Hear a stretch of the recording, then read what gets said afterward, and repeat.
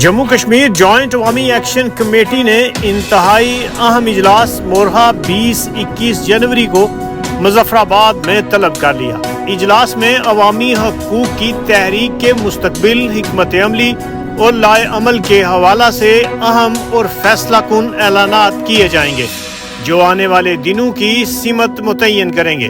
اس بات کا اعلان جموں کشمیر جوائنٹ عوامی ایکشن کمیٹی کور کمیٹی کے ممبر امتیاز اسلم چودھری نے سوشل میڈیا پر ایک پیغام کے ذریعے کیا ہے۔ یاد رہے کہ مسالتی اور حکومتی کمیٹی نے جموں کشمیر جوائنٹ عوامی ایکشن کمیٹی کے ساتھ جو معاہدے کیے تھے ان کو پورا نہیں کیا گیا۔ اس اہم اجلاس کے بعد جموں کشمیر جوائنٹ عوامی ایکشن کمیٹی اپنے آئندہ کے سخت لائے عمل کا اعلان کرے گی۔